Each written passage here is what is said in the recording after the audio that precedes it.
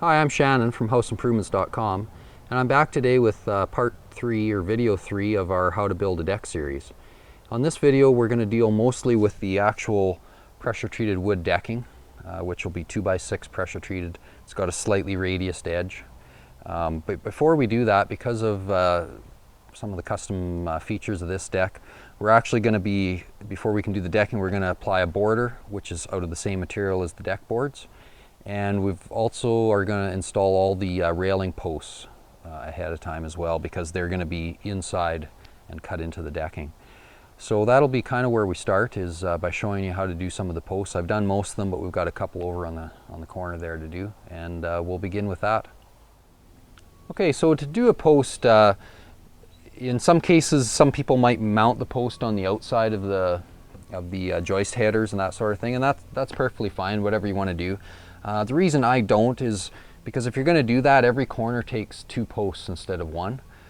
So if I was mounting the posts on this outside corner, I need one here to pick up this railing, and I need another one around this corner to pick up that one, because this one just can't be positioned quite in the right spot to get both sides. So if I put the post here in the corner on the inside of the framework, I can go both directions off it, and saves me 1 post for every corner.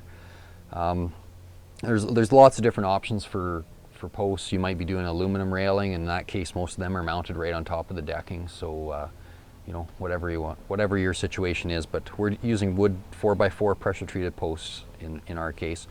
And I've cut them not quite to length. We can cut them off again later, so they're a little bit random in height, but we'll cut them off exactly to what we need when we're ready. Another thing I like to do, and just a little bit of a tip, I've just got a scrap piece of wood.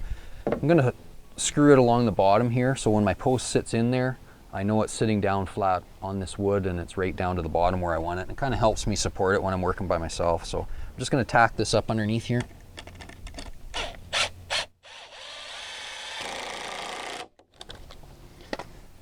Okay, so nothing too crazy about that. As far as the bolts, because I'm on the inside, I want enough bolt length that it's going to penetrate this outer rim, which is 1.5 inches, and our posts are 3.5. So at the very least, basically you want a 5-inch bolt, and that's actually exactly what I've got here, 5-inch bolts. And I think these ones are 5/16 or 3/8. And again, they're hot dip galvanized bolts. This is a leg bolt is what it's called. And I've added a washer on the head, again, hot dip galvanized washers. The washer just grabs a little more surface area, otherwise this bolt head would just want to pull right through over time. There are the same manufacturer. If you watch the other original video where we mounted the ledger board on the house, we used this style of bolt, and this same manufacturer does make a bolt for the posts, obviously just longer, and I believe it's a little heavier in gauge as well. The only thing I don't like necessarily about this particular one is the head size, but you can always add a washer just like I did here to this type of bolt as well, just to get a little more surface area. So we're not using that one, we're going to use these galvanized leg bolts. And it's going to be much the same as what I did here to fasten this big 6x6 support post. I'm going to pre-drill 1 inch, which is the outside size of my washer, 1-inch hole bored in there just so I can get the heads and everything flush, and then I'll pre-drill the center with a 5/16 drill bit just through here. I want to come over, so I'm basically hitting the center of my post, my 4x4, and I'm going to put 2 bolts, and I'm going to come about 1.25 inches down from the top, 1.25 inches up from the bottom. I'm going to do 2 more as well over here that'll come in the other direction. I've just got to make sure I stagger whatever these bolts are. They don't line up exactly with this one, so I just squeeze these ones into about 1.75 inches, 2 inches, otherwise they're going to hit because of the length of the bolts. Okay, so basically I need about 3.25 inches in from this end to hit the center of the post. Just going to give myself a little mark here, like so. Oops, that was loud. So then all I need to do is basically start this. You can actually suck that bolt in pretty good, but I'm just going to start it so it's kind of countersunk. So I'll go in about 1/4 inch or so.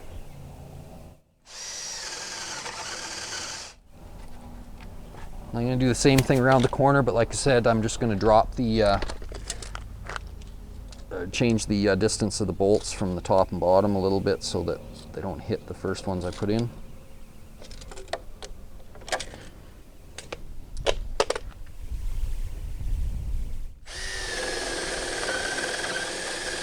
The other thing to consider is these nails in here too. Just try to stay out of their path. Okay, so I did that. Now I want to pre-drill these 4 holes as well, just through the joist.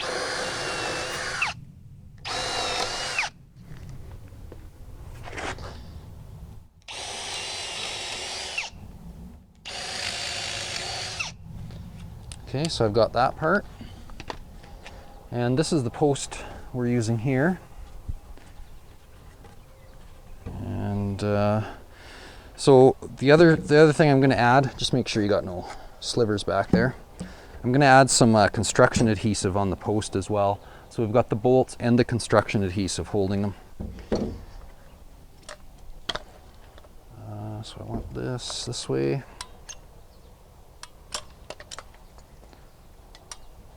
Nice generous bead on both edges.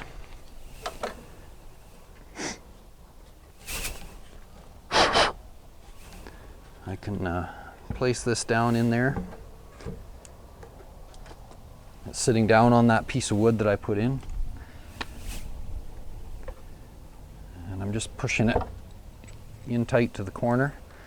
And I'll start one bolt.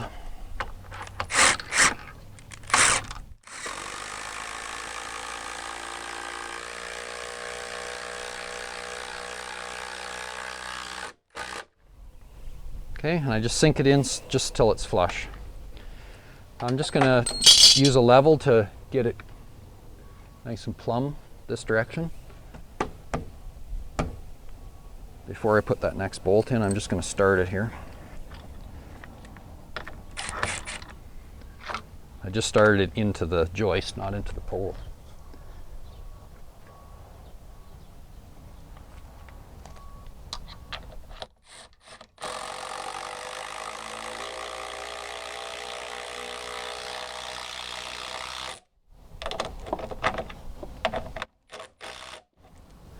Okay, so we've got that one that direction.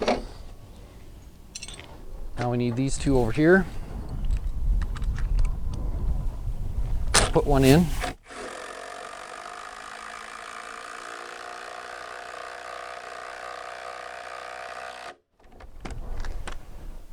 And I'll just double check my plumb again the other direction here. Just need a little push on the very top.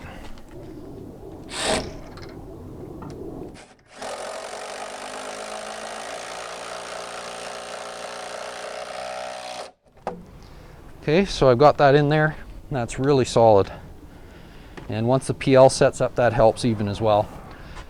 For my framing here on my corners, you know, I used a lot of brackets and joist hangers and stuff on the rest of the framing, but on these outside corners, when I'm putting the post on the inside, I don't bother with a bracket because now that these 2 pieces are bolted to that post, that acts as your bracket and holds it nice and solid where you need it. I can pop this brace off here on the bottom.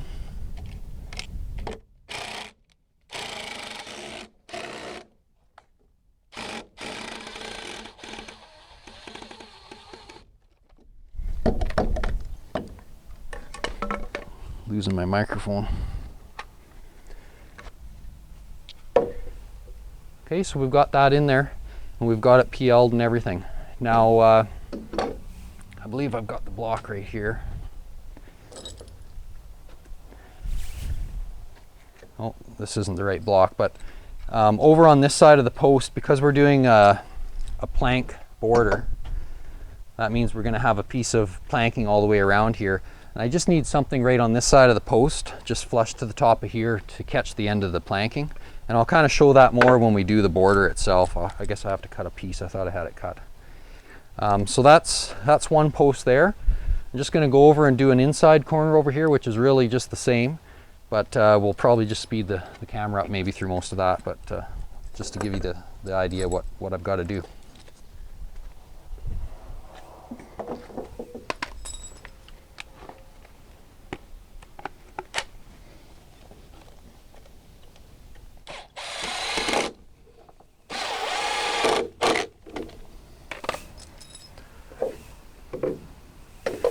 The only real difference on this one is my bolts will all be hidden. The post is going to go in here. I've already pre-drilled. I didn't bother countersinking them because none of this will be seen, but I still want the washers on there though. What did I do with that? Here it is. So I'm using the PL, or the construction adhesive as well.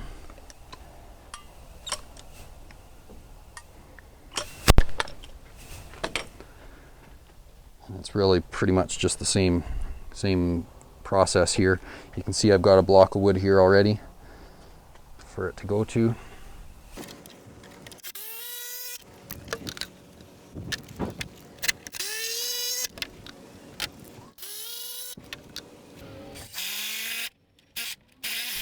Okay, so that gave you a good indication of what to do on the inside and outside corner with this style of post and railing. So here's what I call a line post. It's in the middle of two corner posts. And so what I've got is I've got the two bolts through the outer joist, and I've got 2 bolts here through this blocking that was added, and the construction adhesive as well. And then here's an example of that extra block that was added, so that when our 2x6 outer border gets put on, it has some place to sit right here because the edge of it would be out here.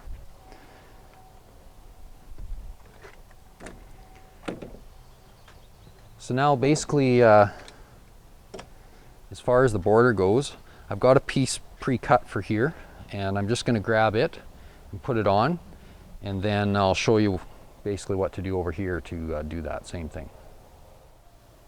Okay, so I have this first long board here all pre-cut, and basically what I need is I need a notch down that end that'll fit around the corner post and meet up with the miter on the end of the one going the other direction. I also need a notch here to fit around this line post, and down at this end it's kind of a fancy cut that basically butts into that post but starts the miter for the direction change there. For this center cut here, basically this C-shaped cut or U-shaped cut, once I have it all marked out, I just take my circular saw and cut in as far as I can, but I don't go past wherever this line is. So I do that on both sides, and then I take a jigsaw, go in, finish the cut, turn the jigsaw, make this cut, come over here with the jigsaw, finish that cut, and then finish this. I'll show it on a piece of scrap lumber, but this one can be a little bit tricky. The other ones aren't quite as bad. They're mostly skill saw, circular saw. So okay, so what I do out on this end is I'll put a bead. I guess I should dry fit it, make sure it does fit now that we have the third post in place.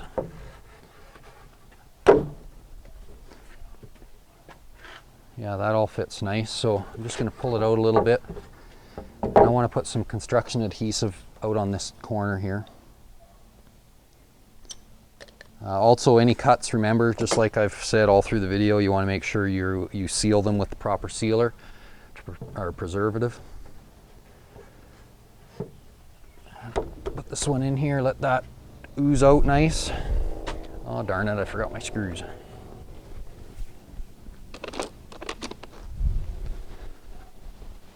I've got my ACQ coated screws because of the pressure treated lumber we're using. And down here on this end, I just want to line up, get the 2 boards flush to each other, whoops, and then I'm going to put a screw in the corner here as well, horizontally. Basically hold them together until everything's sealed up or dried up.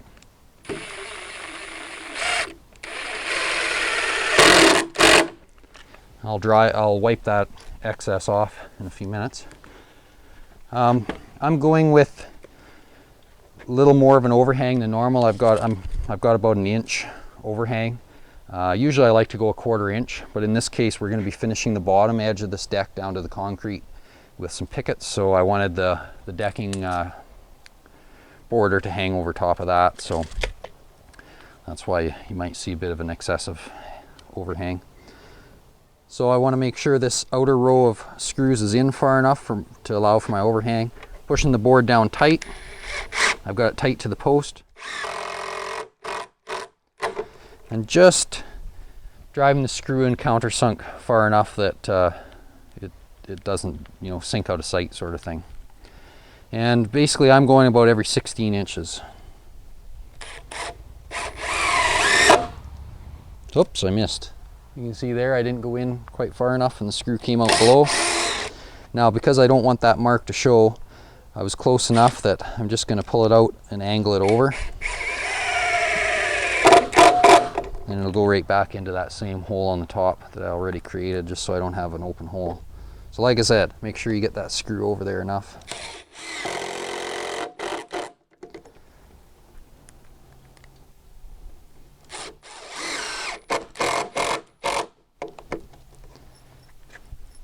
Now, when we did the framing of the deck, you know, we talked about putting all these extra blocks in, and that was for this border. Because this isn't wide enough to catch onto the next joist, I need these blocks, and I went every 16 inches to keep this from being too tippy, and it gives me a place to also put the second screw. So I'm just lining it up with the one that I had there. Push it down tight.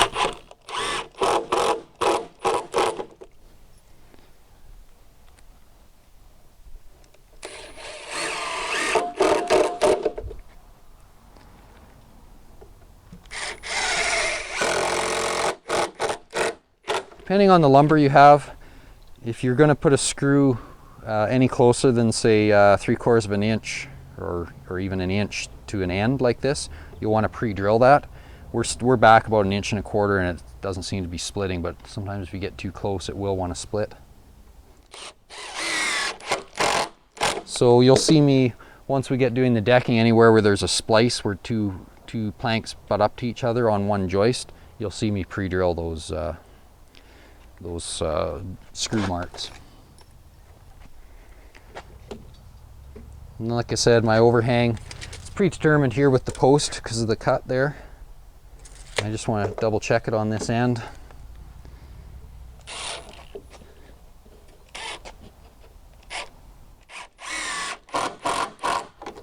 Screw in.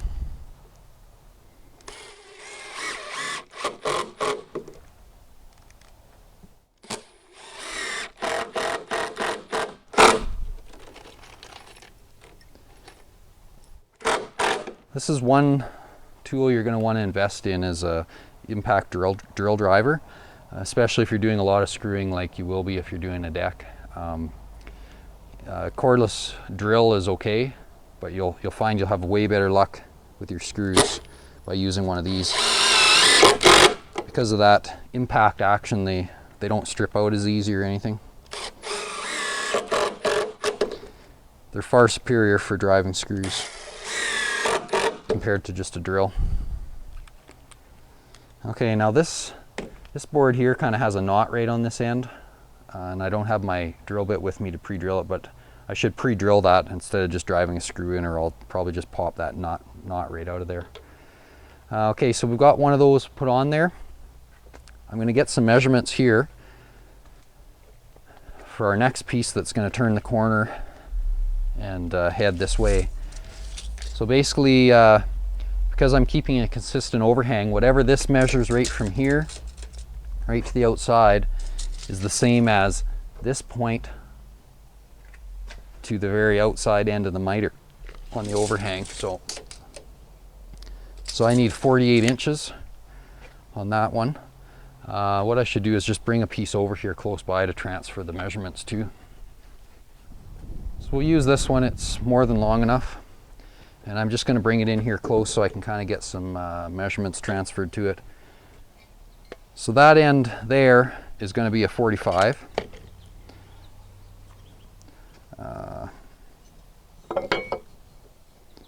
Okay, whoops. This is going to be back like so. Okay, so from this point out to the long point here is going to be 48 inches.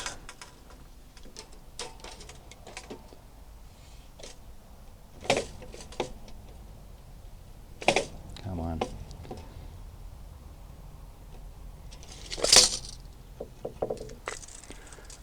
double check that that's right. Yeah, right there. And then this is going to be a 45 at this end as well.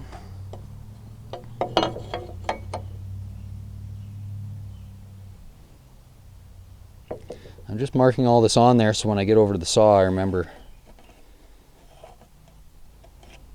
how it's all going to work. Now I need to make a notch on this end here as well, because it not only has a miter but it also has to notch in around this pole. So just take the proper measurements that you need to make that notch. I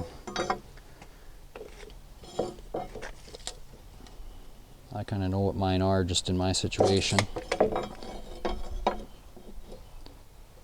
Yours are probably going to be different, so I'm not going to confuse you with a bunch of measurements that might not be relevant to what you're doing.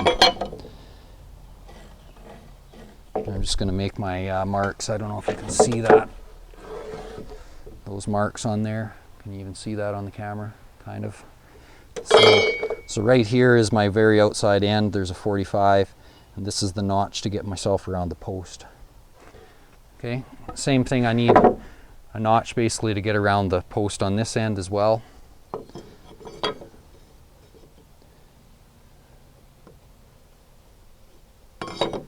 And again, I just know what my measurements are for this particular case. So then what I do is just go over to the saw and make those cuts and then test fit it and make any minor adjustments that I might need after that. Okay, so I'm just working off some sawhorses here, and really what I want to do, depending on how you marked it, you're either cutting your line off, your pencil line off, or leaving it on there. So depending, what you did to actually mark it, cut it accordingly. I think I'll maybe clamp this to the bench as well, just to keep it from moving around, hopefully on me.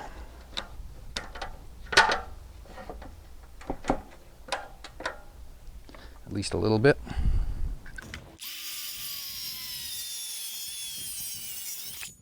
Okay, so that's the outside miter. Now I need the notch around the post, and this is pretty similar to what the middle of the run kind of notch was like, that U shape or C shape one. So I'll kind of show you here without having to do another cut. So I'm going to cut along my line, but I'm going to stop before just when I intersect onto that line, then I can finish it with the jigsaw.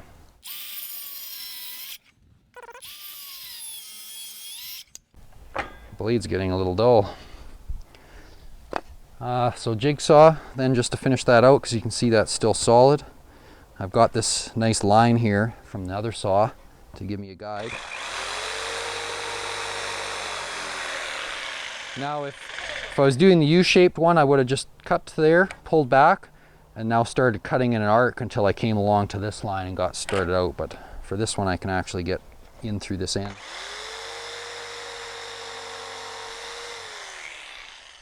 So if I do it that way, I don't have any overcut lines showing in the top. Okay, so that's the one end. Here's the other end here. And I've got the 45 going right across, so I'm going to do that one first. That's one. And this is our inside corner, so I'm cutting this tip off here because there's a post right up against it.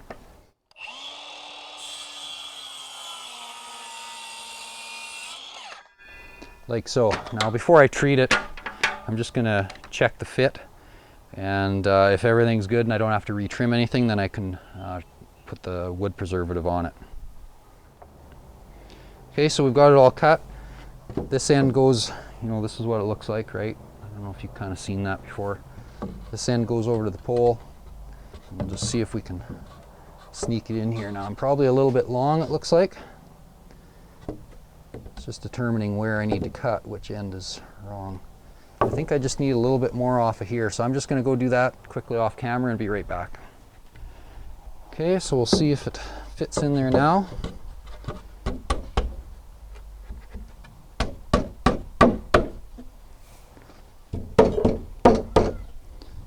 Good. It looks like this end's going to be good too. Now I'm going to cut and fit the this last end piece before I fasten this, just in case I've got to do some maneuvering, but right now it is looking like it's sitting right on that 1 inch mark, so should be pretty good. So I'll mark out and cut that next piece before I fasten the two down.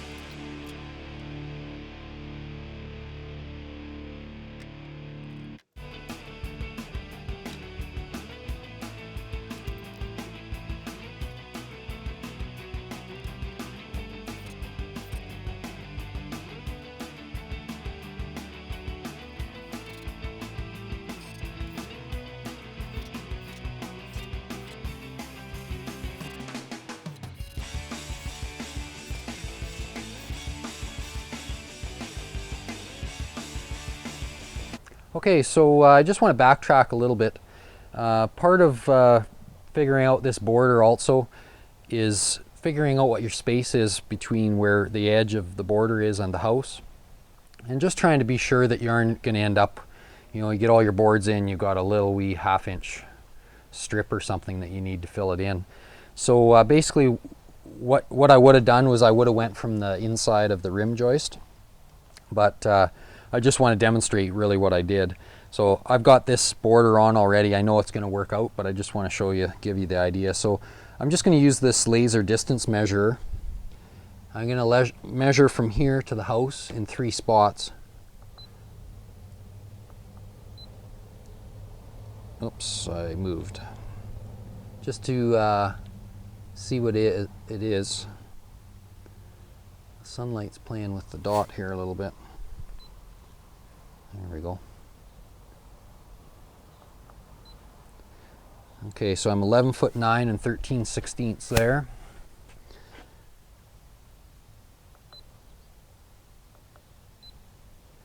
(11'9" and 11/16. And really all I'm doing is measuring from here right to the wall, to the siding. 11'9" and 11/16. So I'm pretty straight. I'm not too worried about that.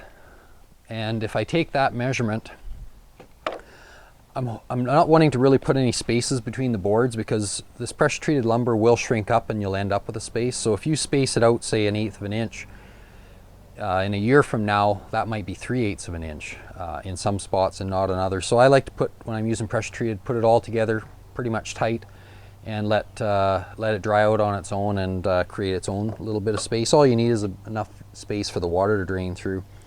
So I'll basically we've got 11'9" and 11/16. So 11'9" 11/16. And because I'm putting the boards tight, I'm just going to divide it by the actual board width, which is 5" 1/2. And I come up with 25.76 boards. So that's telling me that I'm going to have 25 full boards and basically a 3/4 board against the house. I'm going to start from here and work that way. So that works out great. I'm still going to have a nice size board along the house to deal with. I'm not going to be down to a little bit. If that was going to work out to be a small bit, I would have changed the position of my border one way or the other just a little bit, or put a slight gap between every board to make up the difference and try to get that to a more manageable size. This distance, laser distance measure, it's kind of a handy tool for things like this. By the time you stretch your tape out there, it falls and you're struggling with it, where this just shoots a line over there. You line up the dot to where you want to be measuring to, and it basically tells you where you're at. Better turn it off or it'll be dead next time I use it. Okay, so anyways, I just wanted to backtrack there. I thought that was kind of important bit of information to let you know about. I'm going to put this out of the way.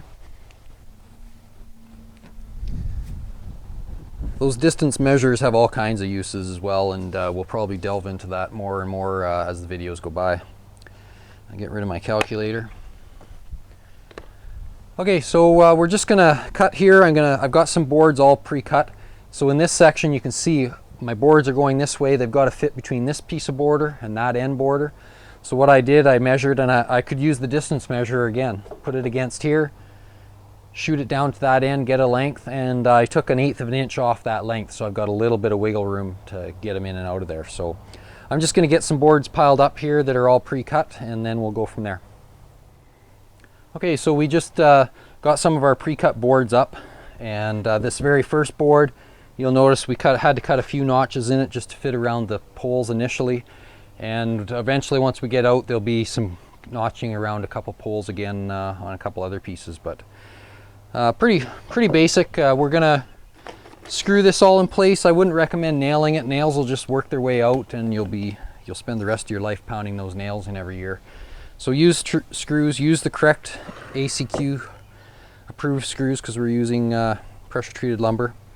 And like I mentioned just a minute ago, we're not going to leave any gap in here, or very, very little.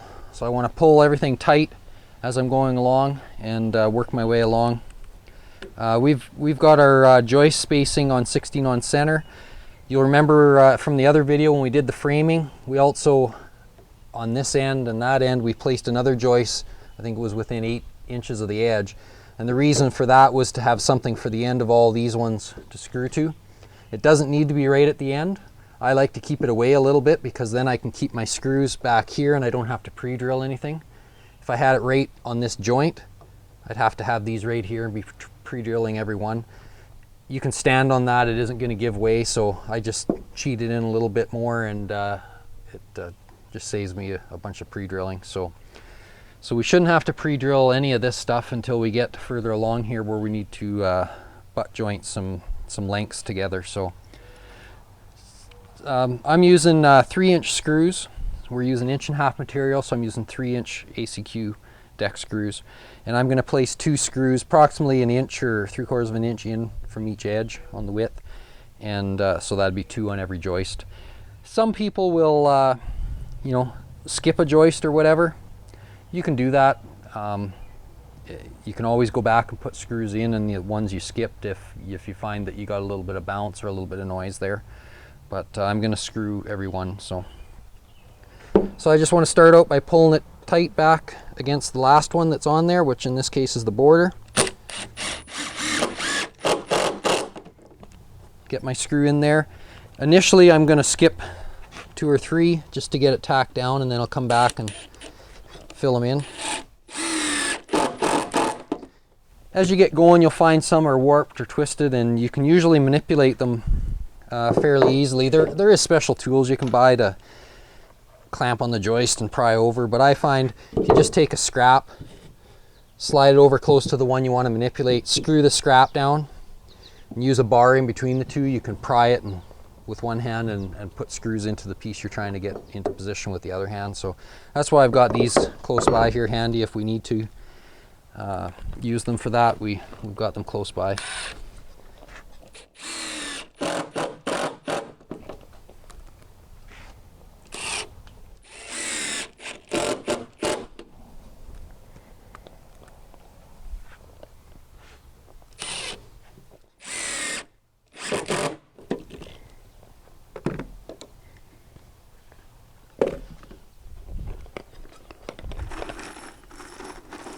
Forgot to fill my pouch with screws.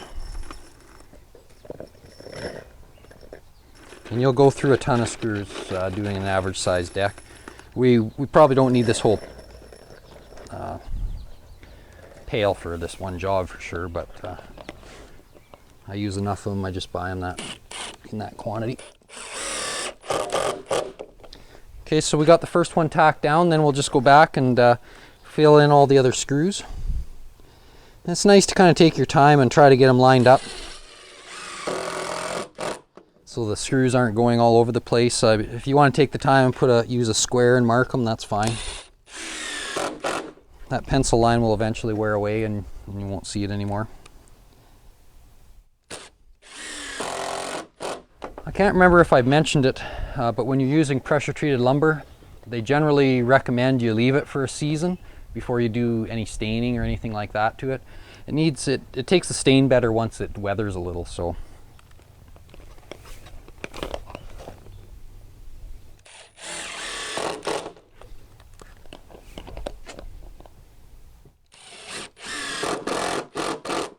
I've got a knot here again like I did over there, so I'll have to get a drill set up just for that. Again, I'll just skip that spot for right now.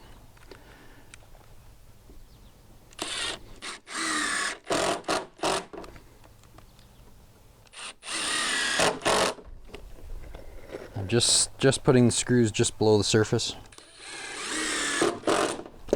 They're a little deeper. They're not flush. They're definitely set down just a bit.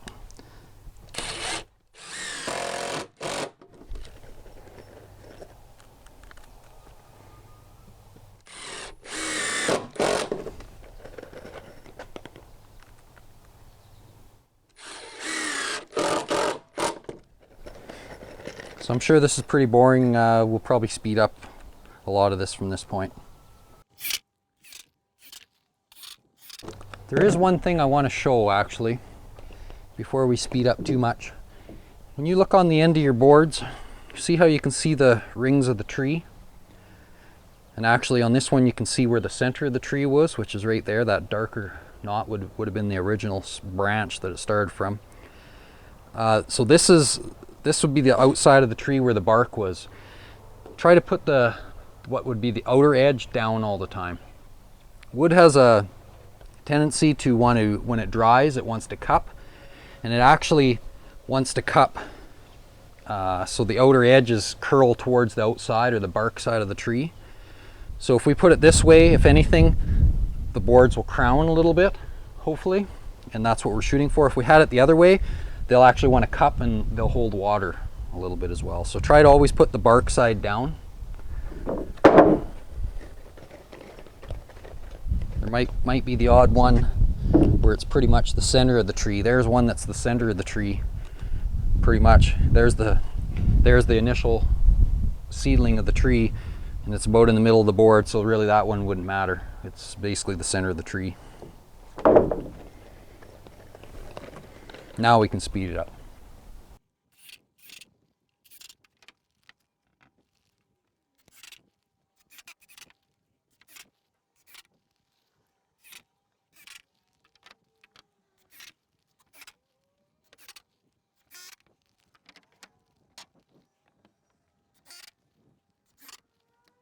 If you wanted to space your boards, if you decided that you want to have a little more gap between them than what might naturally occur, just pick something. Again, don't get it too wide because they are going to shrink. But you could use something like our trusty old red flat bar that we use for just about every project on this channel. You can see how it gives you a little bit of space. So you could use it as a gauge and zap your screws in and just keep moving the bar along. You know, anything like that you can kind of use. You could use a nail, anything like that.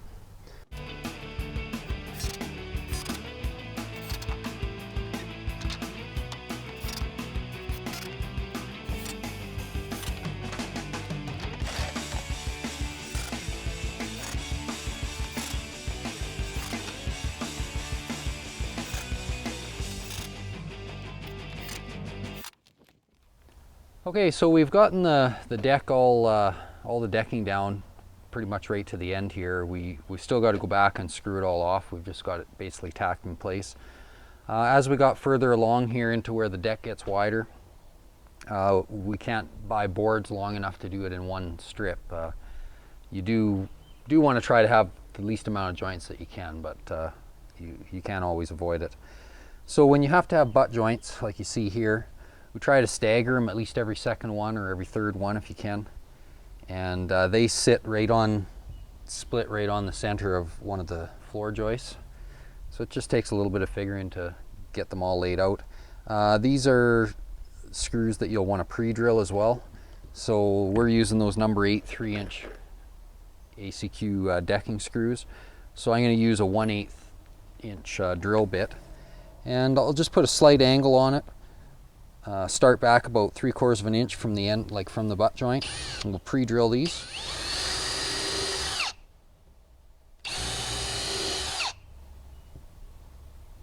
Also, I've got the screws here. I want to stagger them just slightly in the other boards because of the angle, so that they don't run into each other when they get in there.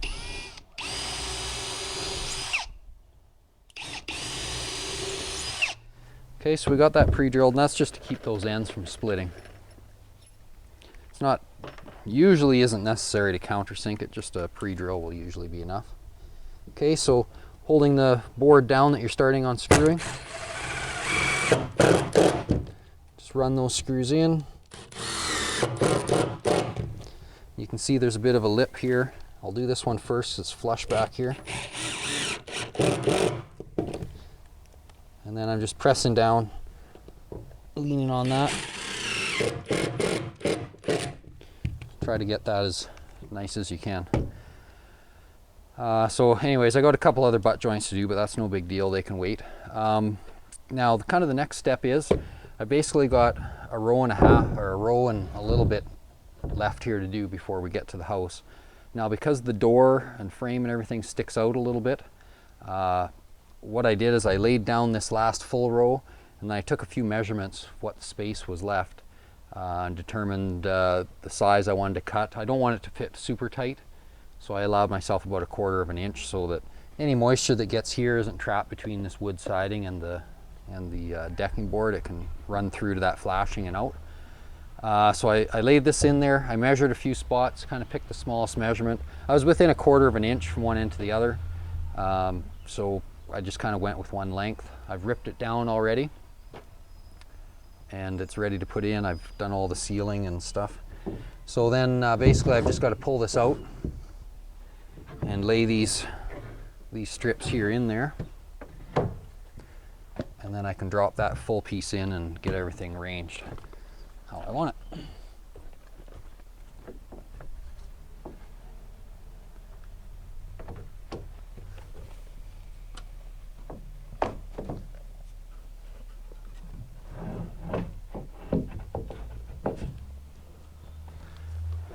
So now I can drop in this full board.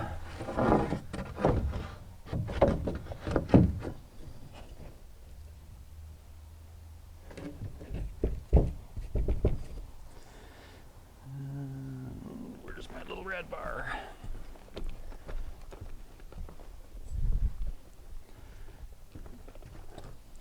This one piece has moved here on me a bit.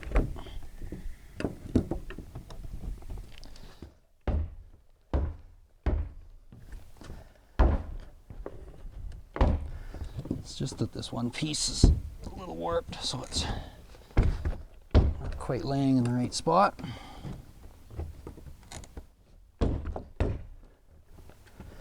Being stubborn.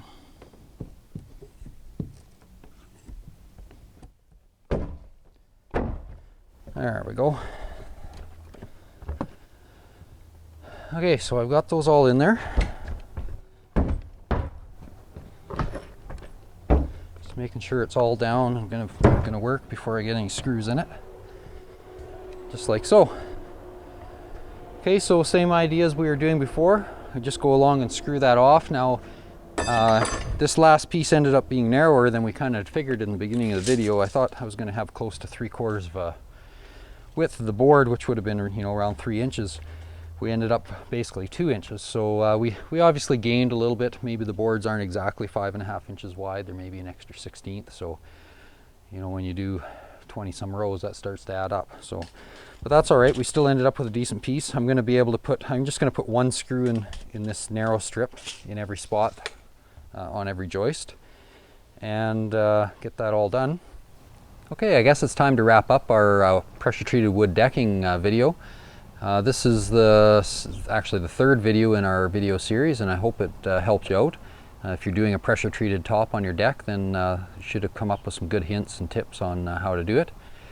Like I said just a second ago, we've got a little bit of screwing to finish off on getting all the deck boards completely fastened down, but shouldn't be a big deal to finish up here now.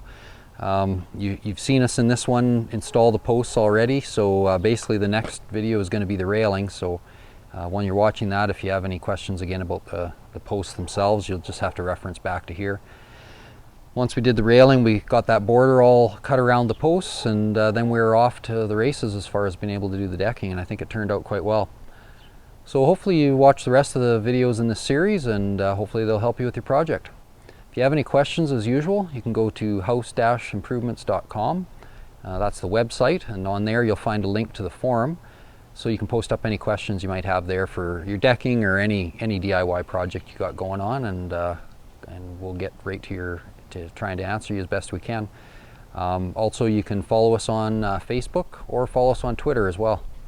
Thanks for watching, and enjoy the rest of the series.